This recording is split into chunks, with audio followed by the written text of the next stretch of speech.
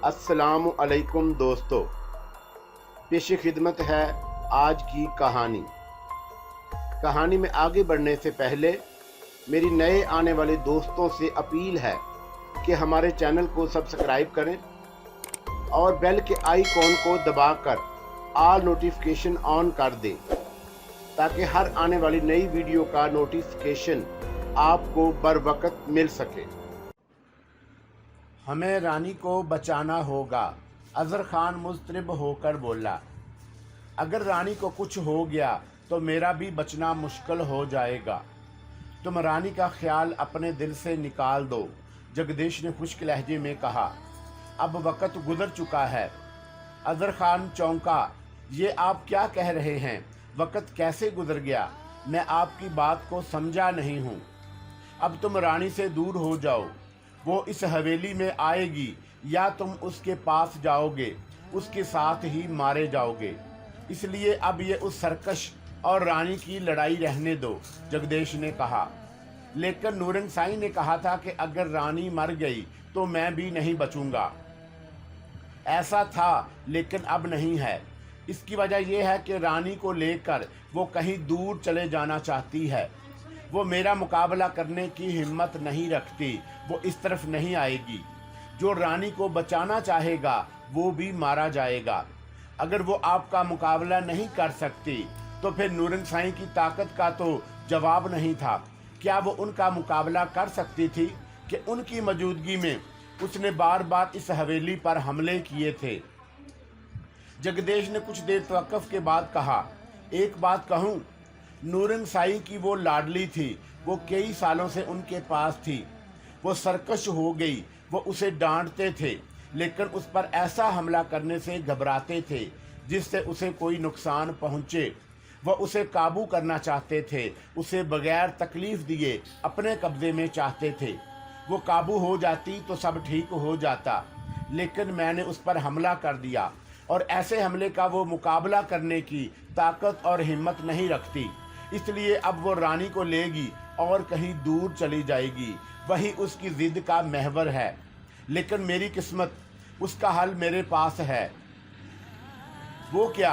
वो हम वक़्त आने पर बता देंगे, इसलिए परेशान होने की ज़रूरत नहीं। रानी अब तुम्हारी ज़रूरत नहीं रही। तुम देखना कि हम क्या करते हैं और किस तरह से तुम्हारी तकदीर बदल जाती है। तो क्या उसे अपने दिल से निकाल दूं? अजहर खान कुछ मुतमिन हो गया। हाँ, भूल जाओ उसे। अब तुम्हारे लिए यही बेहतर है, छोड़ दो उसे। और मारिया का क्या करूं? उसका खाना पीना बंद कर दो, भूख प्यास से मर जाने दो उसे। तुम मगरब हो तो वो मशरक है। तुम दोनों का मिलन ही गलत था। जैसे वो मौत की तरफ जाएगी तुम्हारी किस्मत जागना शुरू हो जाएगी। उसकी मौत तुम्हारी बंद किस्मती का तरियाक है। मैं ऐसा काम कर देता हूँ कि जूं जूं वो मौत की तरफ बढ़ेगी तुम्हारी किस्मत की गिरा खुल जाएगी, जगदीश ने कहा और अपने होंठों पर एक जहरीली मुस्कुराहट छोड़ी जो कि बाद में हंसी में तब्दील हो गई। जगदीश जिस बात पर हंस रहा था उससे अजहर बेखबर था। अजहर खान ने हुक्म दे दिया कि मारिया को खाने पीने के लिए कुछ ना दिया जाए। इस तय खाने का दरवाज़ा बंद कर दिया जाए, ना कोई अंदर जाए और ना किसी को उस तरफ भेजा जाए। इस काम पर मामूर दौलते ने फौरन हुक्म की तामील की। अजहर खान अभी जगदीश के कमरे से बाहर निकलने ही वाला था कि मिर्ज़ा फाजली ने आकर इत्तला दी कि मारिया का चाचा नवाज खलजी अपने 3 मुलाजमीन के साथ आ गया है। उन मुलाजमीन में एक ड्राइवर और 2 मुहाफ़िज़ थे। अजहर खान ने सुना तो परेशान हो गया कि वो अचानक कैसे आ गया। नवाज खलजी उसके गांव आता जाता रहता था। साथ वाले गांव में कुछ ज़मीनें उसने खरीद रखी थी। वो जब भी कभी इस तरफ आता तो अजहर खान की हवेली का चक्कर भी लगा लिया करता और मारिया से भी मिल लेता। नवाज खलजी ने शहर ज़मीन खरीदी थी। उसके कागजात जब मुकम्मल हो गए तो तब नवाज खलजी के पास आने का वक़्त नहीं था। नवाज खलजी ने अजहर खान को फ़ोन करके कहा कि वो वकील से उस ज़मीन के कागजात वसूल कर ले। अजहर खान ने ज़मीन के कागजात वसूल कर लिए। उसके बाद जब भी नवाज खलजी ने वो कागजात मांगे अजहर खान ने कोई ना कोई बहाना कर दिया। इस तरह वक्त गुजरता रहा। दरअसल अजहर खान चाहता था कि वो इस ज़मीन को इसी तरह कुछ और वक्त गुजारने के बाद मिल मिलाकर अपने नाम करा ले। उससे कबल दोबारा नवाज खलजी इस कागजात के लिए हवेली भी आ चुका था, लेकिन अजहर खान दाएं बाएं होकर उससे मिला ही नहीं। इस बार भी उसकी अचानक आमद उन कागजात के लिए ही होगी। जगदेश ने भी सुन लिया कि नवाज खलजी, जो कि मारिया का चाचा है, वो आया है। यकदम उसकी आंखों की चमक बढ़ी और एक मैनीखेज शैतानी मुस्कुराहट उसके होंठों पर आई। अब क्या करें? अजहर खान ने मिर्ज़ा फाजली की तरफ सवालिया निगाहों से देखते हुए पूछा। वो मारिया के बारे में पूछेगा और उन कागजात के बारे में। कोई बहाना करना भी फजूल है। मैं मिलता ही नहीं, ये मसले का हल नहीं, तुम उससे मिलो, जगदेश ने फौरन कहा। और बजाय इसके कि तुम कोई बहाना करो और उसे शक पड़े, बात आगे जाए, तुम मारिया के चचा को ख़त्म कर दो। अजहर खान ने चौंक कर जगदेश की तरफ देखा। हाँ, मार दो उसे और उनकी ही गाड़ी में डालकर वीराने में छोड़ आओ। जगदेश की बात सुनकर अजहर खान सोचने लगा। कुछ तवक्कुफ के बाद जगदेश ने फिर कहा, मैंने सुना है कि तुम्हारी दुश्मनी तुम्हारे ताया से है। हाँ है, तो इल्ज़ाम अपने ताया के सर पर रख दो, तुम्हारा रास्ता साफ हो जाएगा, वरना कोई भी बहाना चला हुआ कारतूस ही साबित होगा। ये ठीक कह रहे हैं, मौका अच्छा है, मिर्ज़ा फाजली ने भी जल्दी से कहा। अगर उन्हें शक पड़ गया और उनकी किसी जवाब से तसल्ली ना हुई तो बड़ा मसला खड़ा हो जाएगा। और फिर अब तो वो ज़मीन करोड़ों की हो गई है, नवाज खलजी ख़त्म हो जाएगा तो इस ज़मीन को अपने नाम करवाने की रुकावट भी दूर हो जाएगी। तुम ठीक कह रहे हो। जगदेश उनके कुछ फासले पर था, वो सुनने की कोशिश कर रहा था। दो काम हो जाएंगे, ताया मज़र उनके कत्ल के केस में गिरफ्तार हो जाएगा और ज़मीन आपको मिल जाएगी। अजहर खान ने जगदेश की तरफ देखकर असबात में सर हिलाया और मिर्ज़ा फाजली के साथ कमरे से बाहर निकल गया। जगदेश के होंठों पर जहरीली मुस्कुराहट रक्स करने लगी। नवाज खलजी को कमरे में बिठा दिया गया। उसका ड्राइवर और दोनों मुहाफ़िज़ दूसरे कमरे में थे। अजहर खान बड़े पुरतपाक अंदाज में उससे मिला। दोनों ने एक दूसरे की खैरियत दरियाफ़त की और फिर कुछ बातों के बाद नवाज खलजी ने पूछा, मारिया बेटी और बच्चे नज़र नहीं आ रहे? वो अभी आते हैं। अजहर खान ने मिर्ज़ा फाजली को इशारा किया और वो बाहर निकल गया। मिर्ज़ा फाजली ने बाहर जाते ही पहले से तैयार आदमियों को इशारा करके अपने पास बुलाया और उन्हें कुछ हदायत करने के बाद एक तरफ होकर खड़ा हो गया। वो 5 आदमी थे, पांचों के पास जदीद असला था। जैसे ही वो कमरे में गए, उन्होंने आनन फानन इन तीनों को अपने काबू में कर लिया। उनका असला लेकर उन्हें पकड़ा और हवेली के दूसरे हिस्से के तय खाने में ले गए। इन तीनों ने अपने आप को छुड़ाने की मज़ाहमत की, लेकिन सब बेसूद। इस तय खाने में पुराना सामान रखा था। वो जैसे ही इन तीनों को इस तय खाने में लेकर गए, एक साथ कई फायर हुए और वो तीनों तड़प कर खून में लथपथ होकर बेजान हो गए। काम होते ही मिर्ज़ा फाजली ने अजहर खान को इतला दी। इस वक्त नवाज खलजी उससे अपनी ज़मीन के कागजात का तज़किरा कर रहा था। वो कागजात आपकी अमानत हैं, बस ऐसे ही सुस्ती में आपको दे नहीं पाया। मुझे इस ज़मीन के अच्छे पैसे मिल रहे हैं। दरअसल वो ज़मीन मैंने मुनाफे के लिए ही खरीदी थी। नवाज खलीजी ने कहा, आइए मैं आपको कुछ दिखाना चाहता हूँ। कुछ ख़ास है, अजहर ने कहा। उसका लहजा अजीब था। और आपकी ज़मीन के कागजात भी उसी जगह है, वो भी ले लीजिए। दोनों उठकर बाहर निकल गए। अजहर खान उसे लेकर उस तय खाने में गया जहाँ उसके तीनों की आदमियों की लाशें पड़ी हुई थी। उन्हें देखते ही नवाज खलजी हैरान और शशदर रह गया। ये क्या हुआ? वो हैरत से चीखा। जो हमने करना था वो किया है। अजहर खान, नवाज खलजी ने ललकारते हुए अपने रिवाल्वर को निकाला और इससे पहले कि वो कोई फायर करता, अजहर खान ने अपने हाथ में पकड़े रिवाल्वर से यके बाद 3 फायर किए और नवाज खलजी भी फर्श पर ढेर हो गया। मिर्ज़ा, इनको भी ठिकाने लगा दो, आप बेफिक्र हो जाएं, मिर्ज़ा फाजली ने जल्दी से कहा। रात का इंतज़ार करो कि अभी काम कर दूं? अजहर खान ने पूछा। हम रात का इंतज़ार करेंगे, बल्कि अभी काम कर देंगे। किसी के कानों कान भी खबर नहीं होगी। और ये लाशें मज़र खान के इलाके में उनकी गाड़ी में मौजूद होंगी। मिर्ज़ा फाजली ने गर्दन हिलाते हुए कहा। अजहर खान तय खाने से बाहर निकलने के लिए जैसे ही सीढ़ियों की तरफ बढ़ा, वहाँ पर सब कुछ देखती हुई दौलतें यकदम अपनी जगह से उठी और भागती हुई हवेली के दूसरे हिस्से में चली गई।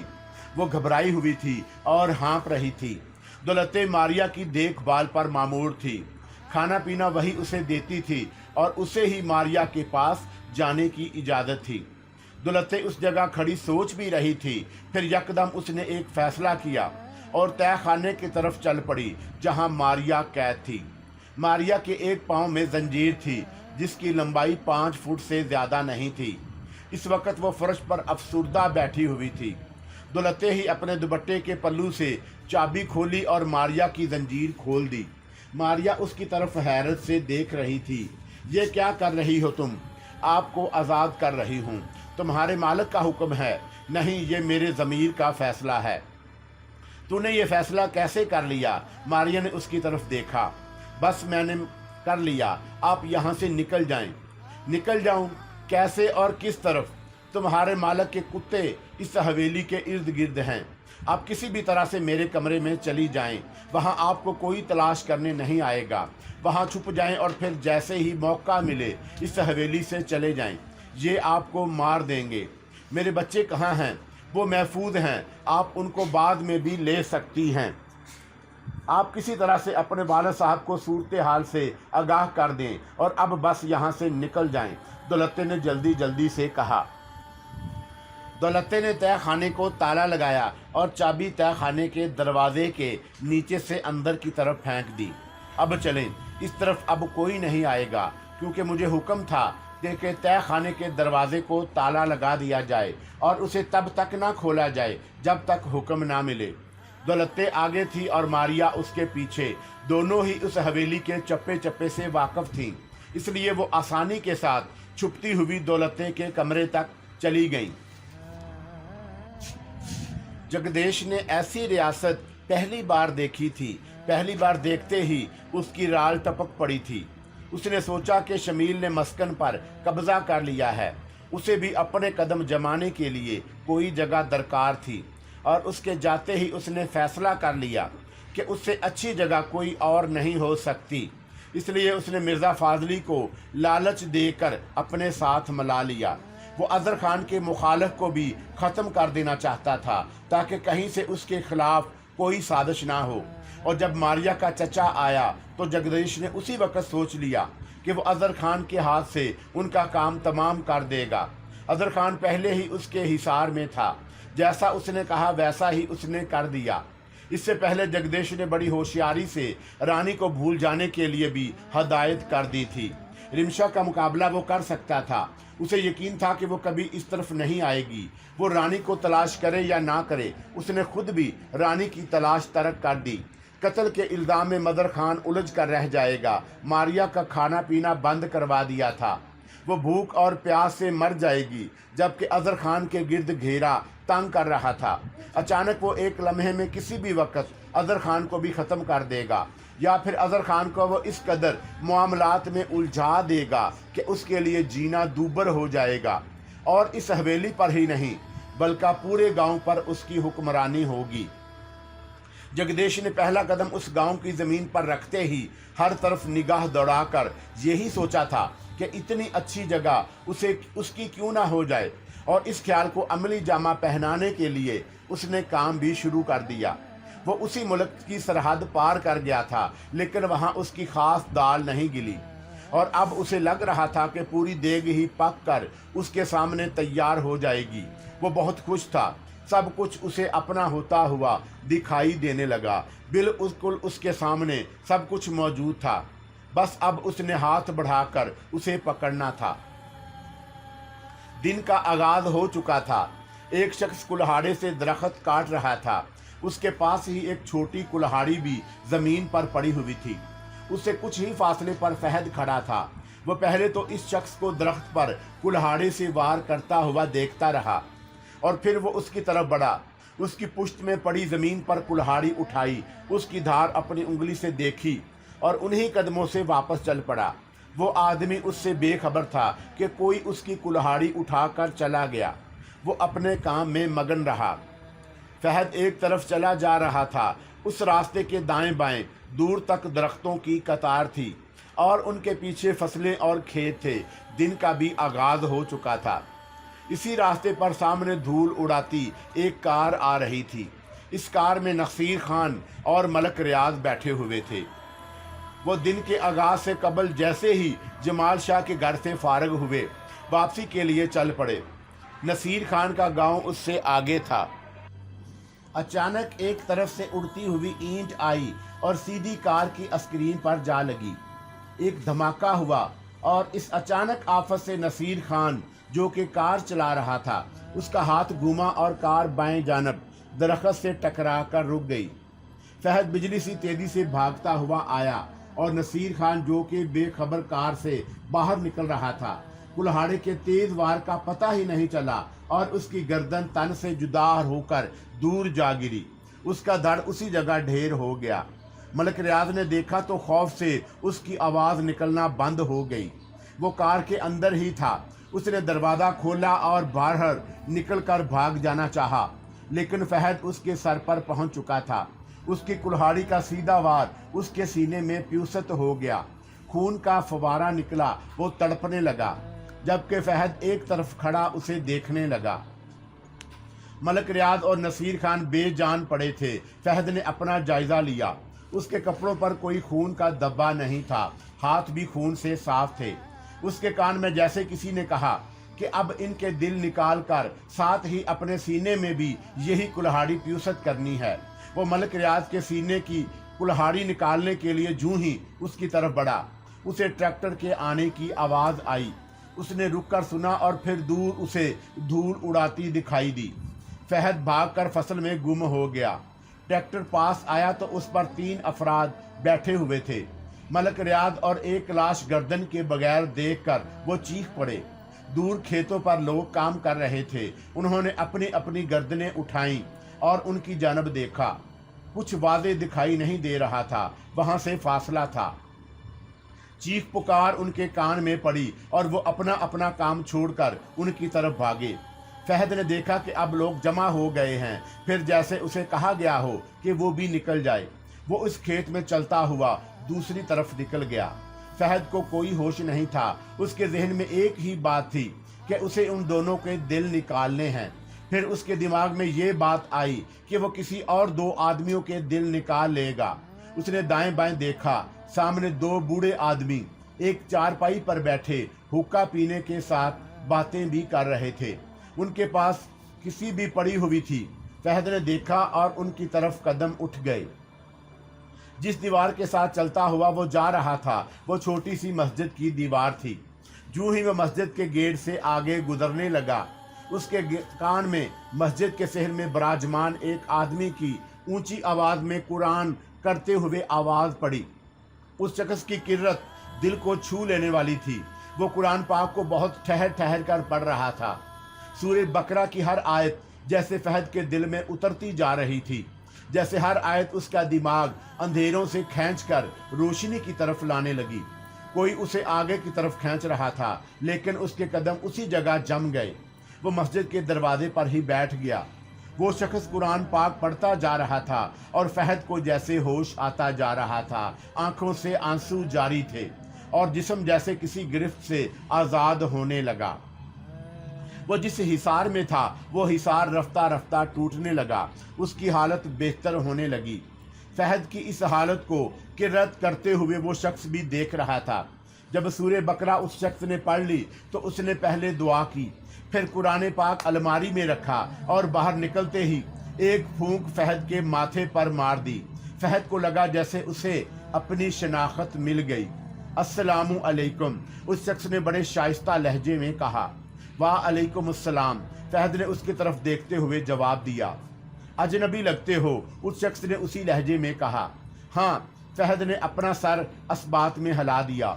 उसका सर भारी हो रहा था, जैसे उसे शदीद नींद आ रही हो। भाई, आपकी तबीयत तो ठीक है? उस शख्स ने पूछा और उसका हाथ अपने हाथ में ले लिया। मुझे लगता है जैसे मुझे शदीद नींद आ रही हो, मैं अभी गिर जाऊंगा। घबराने की बात नहीं, सामने मेरा घर है, मेरे साथ आ जाओ, उस शख्स ने कहा और सहारा देकर उसे खड़ा करने के बाद फहद एक हाथ से अपने कंधे पर रखा और उसे अपने घर की तरफ लेकर चल पड़ा। इसी असना में एक नौजवान आया और उस शख्स से बोला, अब्दुल रहमान साहब, कुछ पता चला? वो रुक गया और बोला, क्या पता चला? अपने गांव के नसीर खान की किसी ने गर्दन उड़ा दी और साथ उसके दोस्त मलक रियाज को भी मार दिया। क्या कह रहे हो? उस शख्स ने, जिसका नाम उस नौजवान ने अब्दुल रहमान लिया था, मतहय्यर होकर पूछा। फहद के कानों में भी उसकी आवाज़ पड़ रही थी। मैं सच कह रहा हूँ, एक तरह से अच्छा ही हुआ। उनसे कौन सुखी था? किसकी इज्जत उनसे महफूज ही थी? अच्छा ही हुआ कि ज़मीन उनके बोझ से पाक हो गई।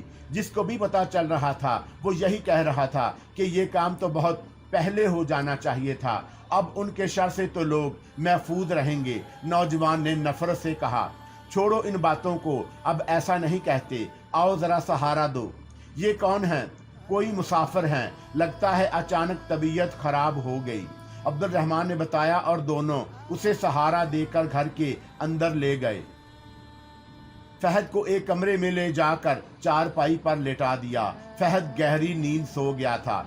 उसके ऊपर चादर देने के बाद वो दोनों कमरे से बाहर निकल गए। नौजवान घर चला गया तो अब्दुल रहमान ने बीवी के पूछने पर उसके बारे में बताया कि वो कोई मुसाफिर है और उसकी तबीयत ठीक नहीं, आप डॉक्टर को ले आएं। बीवी ने कहा, नहीं, ये डॉक्टर का मामला नहीं, शाम तक मैं इसे रोक लूँगा, मेरे दोस्त आ रहे हैं, इसका इलाज वो ही कर सकते हैं और मुझे ये कोई और ही मामला लगता है। अब्दुल रहमान एक नेक इंसान था। वो सहर असीब और जादू टूने के बारे में जान जाता था। उसके पास इतना इल्म तो नहीं था, लेकिन वो जितना जान सकता था उसे पता चल जाता था। फहद को भी देखते ही उसे पता चल गया कि मामला कुछ और है। उसका इरादा सूरा बकरा पूरी पढ़ने का नहीं था, लेकिन जैसे जैसे वो तलावत करता रहा और वह उसे देखता रहा, उसने तलावत जारी रखी। उसी शाम को उसका तायाजाद आ रहा था और वो बहुत कुछ जानता था। अब उसका इंतजार था। दिन के उजाले के साथ ही रानी की आंख खुल गई। रानी ने लेटे लेटे अपनी निगाहें घुमाकर कमरे की तरफ देखा और सोचा कि इस कदर गहरी नींद आई थी कि रात के किसी पल भी उसकी आंख एक लम्हे के लिए नहीं खुली। ऐसी गहरी नींद उसे बहुत दिनों के बाद आई थी। रानी कमरे में अकेली ही थी। सहर कमरे से बाहर थी और कमरा उसी हालत में था जिस हालत में रानी ने सोने से कबल उसे देखा था। और जब वो कमरे से बाहर निकली तो बाहर की हर चीज़ भी उसी तरह थी। साफ शिफाफ फर्श, क्यारी में रखे गमले और उनमें लगे हरे भरे पौधे, कुछ भी तब्दील नहीं हुआ था, सब कुछ ठीक था। तख्त पोश पर दादी विराजमान थी, जबकि दादा अपनी आराम कुर्सी पर आहिस्ता आहिस्ता झूल रहा था। वही अखबार उसने अपने सीने के साथ लगा रखा था। जाग गई रानी? अचानक दादा ने सवाल किया। रानी उसकी पुश्त पर खड़ी थी। उसके लिए हैरत की बात यह थी कि वह नंगे पांव ही बाहर निकल आई। कदमों की चाप भी सुनाई नहीं दी और दादा, जो कि आंखों से देख नहीं सकता था, उसने सवाल किया कि रानी जाग गई? आपको कैसे पता चला? मैं जाग गई हूँ और आपके पीछे खड़ी हूँ। मुझे कब पता चला? आप अभी तो आपने पूछा था। मैंने तुम्हारी दादी से पूछा था कि रानी जाग गई है, दादा ने मुस्कुराकर कहा। दादा की बात भी ठीक ही लगती थी। रानी चुप हो गई। आओ हमारे पास बैठ जाओ, दादी ने मुस्कुराकर कहा। शहर कहाँ है? रानी दोनों के पास जाते हुए बोली। ट्रेन देखने के लिए गई होगी।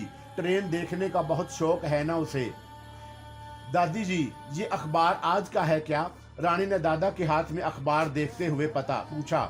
तुम्हें आज का अखबार चाहिए? ये आज का अखबार नहीं है, ये पुराना अखबार है। एक बात पूछूं? किससे पूछना चाहती हो? मुझसे कि अपनी दादी से? दादा ने पूछा। मुझे बताना पड़ेगा, अंधा हूँ, देख नहीं सकता कि मुझसे मुखातब हो के दादी से। आपसे पूछना चाहती हूँ। हाँ पूछो। कल भी अखबार आपके हाथ में ही था और आज भी आपने अखबार उसी तरह पकड़ा हुआ है। पुराना अखबार है तो आप उसे छोड़ क्यों नहीं देते? दादा मुस्कुराया। ये बहुत अहम अखबार है। इसमें क्या अहम है? मुझे दिखाएं। रानी ने अपना हाथ आगे बढ़ाया। मैं भी देखना चाहती हूँ कि इसमें क्या है। अभी नहीं, दादा ने इनकार करते हुए कहा, ये अखबार मैं तुम्हें नहीं दिखा सकता, अभी हरगिज नहीं। क्यों? रानिया ने सवालिया निगाहों से देखा। इनके बोलने की आदत है। दादी ने अचानक कहा, आप लोगों ने नाश्ता कर लिया है? हाँ, हमने कर लिया है। किचन में चली जाओ और नाश्ता कर लो। रानी ने नाश्ता किया और बाहर दादी के पास आकर बैठ गई। अचानक अलियास अंदर आ गया। तुम कहाँ से आए हो? दादी ने पूछा। तुम्हारे सामने तो बाहर से आ रहा हूँ। मैं कुल्हाड़ी तलाश करने के लिए गया था, अलियास ने कहा। तो मिली क्या? दादी के लहजे में यकदम तगय्युर आ गया और उसने उम्मीद भरी निगाहों से उसकी तरफ देखते हुए पूछा। उसके साथ दादा ने भी उसकी तरफ गर्दन घुमाई। सहर भी मतवज्जा हुई और शमाइला के साथ अकबाल भी अपने कमरे से बाहर निकल आया। हाँ, मिल गई है, अलियास ने खुश होकर बताया। कहाँ है? शमाइला ने जल्दी से पूछा। उसके चेहरे पर अचानक खुशी आ गई थी। दरख्तों के झुंड में पड़ी हुई है एक जगह। लगता है कोई आया था और फिर अपनी कुल्हाड़ी भी छोड़कर भाग गया, अलियास ने कहा और हंसा। कुल्हाड़ी तेज है ना? दादा ने पूछा। बहुत तेज लगती है। सहर, तुम रानी को अपने साथ ले जाओ और वो कुल्हाड़ी उठा लाओ। अलियास, तुम भी उनके साथ जाओ और बताओ कि कुल्हाड़ी कहाँ है, दादी ने गर्मजोशी से कहा। रानी चाय पीना भूलकर उनकी जानब देख रही थी। हैरत उसकी निगाहों में थी और वो सोच रही थी कि क्या वो कोई ख़ास कुल्हाड़ी है, और फिर ये कि अलियास कुल्हाड़ी क्यों तलाश करने गया था, और सबसे अहम बात, कुल्हाड़ी मिलने पर सब ही खुश क्यों दिखाई देने लगे थे। चलो रानी, उठो चलें, सहर ने जल्दी से कहा। लेकिन रानी की समझ में कुछ नहीं आ रहा था। लेकिन कुछ नहीं, आओ चलें, सहर ने कहा और रानी ने मग तख्त पोश पर रख दिया। वहाँ से कुल्हाड़ी उठानी है और हमने आ जाना है। कुल्हाड़ी तो अलियास भाई भी उठाकर ला सकते थे, रानी ने आहिस्ता से कहा। ये नहीं ला सकते, सहर ने कहा और रानी का हाथ पकड़कर उठा लिया। जल्दी आना, शमाइला ने कहा। सहर उसे बाहर ले गई। बाहर निकलकर रानी ने रुकते हुए कहा, मुझे समझ नहीं आ रही कि आप सब कुल्हाड़ी के लिए पुरजोश क्यों हैं। तुमको सब पता चल जाएगा, अब वक्त आ गया है, सहर ने कहा और उसका हाथ पकड़कर खींचते हुए चली ही थी कि अचानक रानी की निगाह टेलीफोन की उस तार पर पड़ी जो अंदर से निकलकर दीवार के साथ ही लटक रही थी। 1 मिनट रुको, रानी ने मुतहय्यर होकर कहा। दोनों रुक गईं। रानी ने उस तार की तरफ देखा और बोली, सहर, ये तार टूटी हुई है और फोन में करंट है, अभी किसी बच्चे ने तोड़ दी होगी, सहर ने कहा और चलने के लिए कदम उठाया। लेकिन रानी की कुछ समझ में नहीं आ रहा था। लेकिन ये अब चलो, पीछे से अलियास ने आकर कहा और वो दोनों के साथ चल पड़ी। लेकिन उसकी सोच उसी जगह अटकी हुई थी। ऊंचे नीचे रास्ते और दरख्तों के बीचों बीच होते हुए वो एक जगह जा पहुंचे। अलियास के रुकते ही वो दोनों भी रुक गईं। वो सामने पड़ी है, अलियास ने एक तरफ अपनी शहादत की उंगली से इशारा करते हुए बताया। वो जिस जगह रुके थे वहां से 10 फुट के फासले पर वो कुल्हाड़ी पड़ी हुई थी। हाँ, वो है, सहर खुश होकर बोली। रानी, तुम वो कुल्हाड़ी उठा लो। मैं रानी को डर लगने लगा। डरने क्यों लगी है, कुल्हाड़ी ही तो है, जाओ शाबाश उठा लो, सहर ने कुल्हाड़ी की तरफ देखते हुए कहा।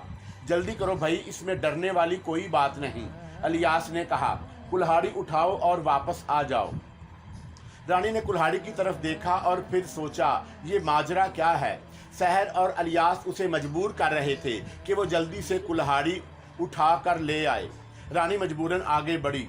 कुल्हाड़ी के पास जाकर उसने दाएं बाएं देखा और झुककर कुल्हाड़ी उठा ली। शाबाश, अलियास खुशी से चिल्लाया। आ जाओ, सहर बोली। रानी उसके पास आ गई। सहर और अलियास ने रानी के हाथ में वो कुल्हाड़ी देखी। दोनों खुश हुए और रानी को चलने के लिए कहा। कुल्हाड़ी रानी ने तख्त पोश पर रख दी और खुद एक तरफ होकर खड़ी हो गई। वो सब कुल्हाड़ी की तरफ ललचाई निगाहों और खुशकन चेहरों के साथ देख रहे थे, लेकिन किसी ने भी कुल्हाड़ी को हाथ नहीं लगाया। वो सब कुल्हाड़ी की जानब मतवज्जा थे। दादा उनसे कुल्हाड़ी के बारे में पूछ रहा था। रानी ने चुपके से फ़ोन का रिसीवर उठाया। करंट आ रहा था। वो जल्दी से बाहर निकली और टेलीफोन की तार देखी, वो उसी तरह दीवार के साथ लटक रही थी। रानी की देखते ही रूह कांप गई। ये कैसे मुमकिन हो सकता है कि तार कहीं नहीं लगी और फोन में करंट आ रहा है।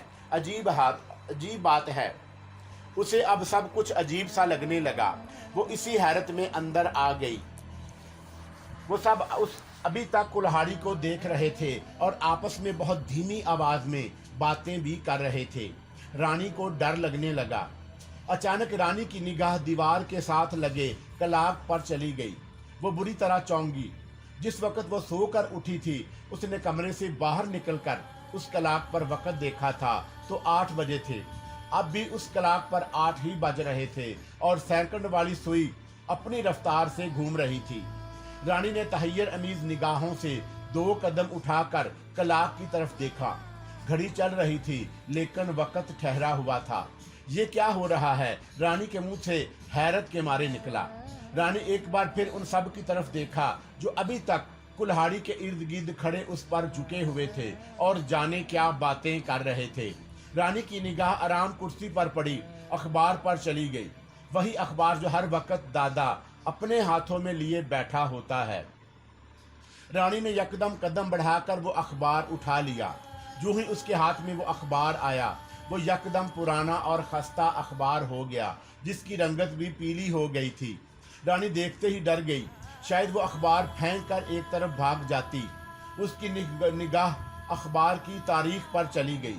वो 15 साल पुराना अखबार था। एक तजस्सुस से रानी ने अखबार खोल लिया। 15 साल पुरानी खबरें थीं और फिर वो बुरी तरह से चौंक भी गई और खौफ से कांप भी गई। उन सब का ग्रुप फोटो अखबार में शाया हुआ था। दादा, दादी, अकबाल, शमाइला, अलियास, सहर और 2 मियाँ बीवी और भी थे जो मुमकिन था सहर के माँ बाप हों। रानी ने एक एक तस्वीर को गौर से देखा और जो ही उसकी निगाह खबर पर पड़ी, वो बुरी तरह चौंक गई। लिखा था, वैन तेज रफ्तार ट्रक से टकरा गई, एक ही खानदान के 8 अफराद जान बहक। रानी ने डर और खौफ से कांपते हुए थरथराते होंठों के साथ उस खबर की तफसील पढ़ी और उसके हाथ से कब अखबार छूटकर नीचे गिर गया उसे पता भी ना चला। इसका मतलब है कि ये सब 15 साल कबल एक हादसे में मर चुके हैं, लेकिन फिर ये जिंदा कैसे हैं? रानी अभी ये सोच ही रही थी कि यकदम वो सब रानी की तरफ घूम गए। रानी की चीख निकल गई। सबके चेहरे सपाट थे। उसी असना में रानी के कानों में सरसराहट सुनाई दी, वही सरसराहट जो रिमशा के कदमों में थी। रानी को लगा कि सरसराहट उसके पुश्त में आकर रुक गई है। रानी को अपनी सांस हल्क में रुकती हुई महसूस होने लगी। अजहर खान की रिपोर्ट पर पुलिस की भारी नफरी ने मजहर खान के इलाके से वो 4 लाशें अपनी तहवील में लेकर मजहर खान को उनके कत्ल के जुर्म में गिरफ्तार कर लिया। लाशें पोस्टमार्टम के लिए शहर के सिविल अस्पताल में चली गई। अजहर खान ने मौक़िफ़ इख्तियार किया कि वो इस हवेली की तरफ आ रहे थे कि दुश्मनी की वजह से मजहर खान ने अपने आदमियों के साथ मिलकर उन 4 को कत्ल कर दिया। यहाँ तक को ठीक हो गया था। जगदेश ने जो कहा वो बगैर सोचे समझे अजहर खान ने कर दिया। इस वाक़े की इतला मिर्ज़ा फाजली ने आवाज़ बदलकर मारिया के बाप बहादुर खलजी को दे दी। इधर उसने इतला दी और उधर बहादुर खलजी ने फ़ोन अजहर खान को करके पूछा, ये मैं क्या सुन रहा हूँ? क्या सुन रहे हैं आप? अजहर खान घबरा गया। नवाज खलजी और उसके साथियों को मजहर खान ने कत्ल कर दिया है, बहादुर खलजी ने एक ही सांस में कहा। इस वक्त अजहर खान जगदेश के पास ही मौजूद था। बहादुर खलजी की बात सुनकर अजहर खान ने जगदेश की तरफ देखा। तुम बोलते क्यों नहीं? तुम्हारी ये खामोशी मुझे बता रही है कि मुझे सही इत्तला मिली है, बहादुर खलजी ने तकरीबन चीखते हुए कहा। उसकी आवाज़ मोबाइल से निकलकर जगदेश के कानों में भी पड़ रही थी। जगदेश ने इशारा किया कि वो सच बता दे। उसका इशारा देखकर अजहर खान ने हैरानी से इशारा किया कि उस तरह वो भी फंस जाएगा। जगदेश ने फिर इशारा किया कि वो संभाल लेगा। आपने ठीक सुना है। उसकी इतनी जुर्रत, मैं किसी को नहीं छोड़ूंगा, एक एक को चुनकर मार दूंगा, बहादुर खलजी तड़प कर चीखा। वो गिरफ्तार हो चुका है, मैं लाशें भिजवा रहा हूँ। कहाँ हैं लाशें? बहादुर खलजी ने पूछा। जी वो शहर के सिविल अस्पताल में हैं। वो मैं वसूल कर लूँगा, लेकिन मज़र खान को नहीं छोड़ूंगा। बहादुर खलजी ने कहा और राब्ता मुंतके कर दिया, ये किसने इत्तला दी होगी। एक काम करो अजहर खान, जगदेश ने सोचते हुए कहा। हुक्म कीजिए। अजहर खान फौरन उसकी तरफ मतवज्जा हुआ। जगदेश ने उसकी तरफ देखते हुए कहा, तुम भाग जाओ। मैं भाग जाऊं? अजहर खान ने हैरान होते हुए सवाल किया। वो भी जगदेश का चेहरा देख रहा था। यही एक तरीका है इन तमाम बातों से बचने का, जगदेश ने इत्मीनान से कहा। ना कोई सवाल होगा ना कोई जवाब। मेरे भाग जाने से क्या होगा? मारिया के बारे में तो सवाल होगा, उसके बारे में भी कोई सवाल नहीं होगा। जगदेश ने फिर इत्मीनान से जवाब दिया, जैसे वो सब कुछ सोच समझकर अपने दिमाग में महफूज करके बैठा हो। कैसे? जैसे ही मारिया का बाप आएगा तुम्हारे बारे में या मारिया के मुतल्लिक पूछा जाएगा तो मिर्ज़ा फाजली उसे बताएगा। वो दोनों कल से लापता हैं। वो पुलिस स्टेशन से वापस आ रहे थे कि वो घर नहीं पहुंचे। तो हम कहाँ चले गए? अदर खान ने सवाल जानना चाहा।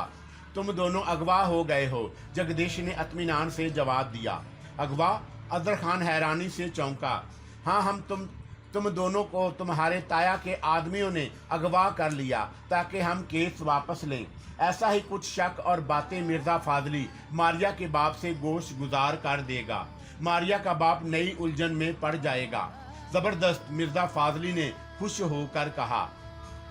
लेकिन इस तरह तो मुश्किल और बढ़ जाएगी, अदर खान ने सोचते हुए कहा। कैसे बढ़ जाएगी? मारिया का बाप हमारी बाजियाबी तक नहीं जाएगा। वो इंतजामिया की पूरी मशीनरी हिला देंगे। ऐसी नौबत नहीं आएगी। जगदीश का लहजा यकदम खतरनाक हो गया। कैसे नहीं आएगी? एक सांप के बाद अगर बिल से दूसरा सांप भी निकल आए तो उसका भी पहले सांप जैसा ही हाल किया जाता है, जगदीश ने कहा। मौका मिलते ही वो भी इस हवेली में मुर्दा ही पाया जाएगा। उसकी मौत का इल्ज़ाम इस हवेली के किसी भी फर्द पर नहीं आएगा, क्योंकि मेरे पास बहुत से जहरीले सांप हैं। एक सांप मैं संभाल कर रख लेता हूँ, मारिया के बाप के लिए ठीक रहेगा, जगदीश ने बड़ी लापरवाही से कहा। उसकी बात सुनकर अजहर खान के होंठों पर मुस्कुराहट आ गई। हाँ, ये बात ठीक है। जैसे ही वो खत्म, तुम इस हवेली के अंदर, जगदीश ने कहा और जहरीली मुस्कुराहट अपने होंठों पर नछावर की। सारे रास्ते साफ हो जाएंगे। आप जाएंगे कहाँ? अचानक मिर्ज़ा फाजली ने पूछा। अपने शहर वाले बंगले में चला जाऊंगा, लेकिन इस बारे में किसी को पता ना चले। जगदीश दिल ही दिल में खुश हुआ और अपना चेहरा दूसरी तरफ कर लिया। अगर जगदीश अजहर खान की ज़मीनों जायदाद पर कब्जा करने के बारे में सोचा बैठा था तो उसकी सारी खबर शमील को थी। जगदीश के पास जो अजीबो शक्ल सूरत वाला एक जिन था वो दरअसल शमील के कब्जे में था, लेकिन जगदीश ने उसे उसी मगालते में अपने साथ रखा हुआ था कि ये नूरन साई का साथी है। क्योंकि जब जगदीश अयादत के लिए अस्पताल गया तो वो उस वक़्त उसके कमरे के दरवाजे पर खड़ा था। जगदीश जब वापस जाने के लिए चला तो वो भी साथ ही चल पड़ा। उसे शमील ने यही हुक्म दिया था। जगदीश ने भी ज़्यादा खोज लगाने की ज़रूरत नहीं समझी। उसने दानस्त में यही कहा था कि ये नूरन साई के हुक्म पर उसके साथ हो गया है। जब उसने सारी बात शमील को बताई तो उसकी आंखें हैरत से फैल गईं। उसने अपने काले होंठों पर जुबान फेरी और उसने दिल ही दिल में कहा, जगदीश तू कमाल कर रहा है। सुल्तान ने अजहर खान का गांव बड़ी तफसील से देखा था। जैसे ही उसने शमील के मुंह से उसके बारे में सुना तो उसने कहा, तो वो ऐसी जगह है जिसे देखते ही बंदे का उसी जगह का हो जाने को दिल चाहे। अच्छा, शमील ने उसकी तरफ देख कर कहा। हाँ, वो शहर से अच्छी जगह है, सुल्तान ने बताया। अजहर खान ने उस गांव को बहुत खूबसूरत बनाया हुआ है और जहां हम रह रहे हैं उसके बारे में तुम्हारा क्या ख्याल है? ये तो एक जंगल है और जंगल में हमने उस जगह पर मंगल किया हुआ है, सुल्तान ने साफ गोई से कहा और होले से मुस्कुराया। इसका मतलब है कि हमें वो जगह हासिल करनी होगी, उस जगह पर अपनी हुक्मरानी करनी होगी। लेकिन जगदीश वहाँ अपने पंजे गाड़ चुका है। नहीं, वो मुझसे ज़्यादा ताकतवर नहीं। वो अगर शेर है तो हम सवा शेर। हम इस हवेली और उस गांव के एक एक चप्पे पर कब्जा करेंगे। जगदीश को पता भी नहीं चलेगा। मैं उसे अपने ऐसे वार से ख़त्म करूंगा कि वो सवाए तड़पने के कुछ नहीं कर सकेगा। अगर वो जगह हमारे पास आ जाए तो हमारे मजीद मारे न्यारे हो जाएंगे। सुल्तान, तुम एक काम करो, सुल्तान ने सआदतमंदी से कहा, हुक्म कीजिए, तुम कुछ अपने आदमी इसके गांव में भेज दो जो वहां दाएं बाएं बिखर जाएं। जैसे ही मेरा हुक्म हो और जो भी हुक्म हो उसे करने के लिए वो एक लम्हा जाया ना करें। बेहतर ऐसा ही हो जाएगा, सुल्तान ने कहा। और कोई हुक्म? अब तुम जाओ, मुझे भी कुछ करना है, शमील ने कहा। सुल्तान उस कमरे से बाहर निकल गया। शमील ने एक इंसानी खोपड़ी पकड़ी और उसे अपने सामने रखकर कुछ पढ़ने लगा। 2 मिनट इसी तरह पढ़ने के बाद उसने यकदम पूरी कुव्वत से उस खोपड़ी पर अपनी हथेली मारी कि खोपड़ी कई छोटे छोटे टुकड़ों में मुनकसिम हो गई। जगदेश और शमील में यही फर्क था। जगदेश सोचता था और फिर उस काम करने के लिए कुछ वक्त लगा देता था, जबकि शमील सोचता था और फौरी तौर पर अमल भी शुरू कर देता था। और शमील ने अपना पहला काम कर दिया था। Come and fly away with me. Come and fly away.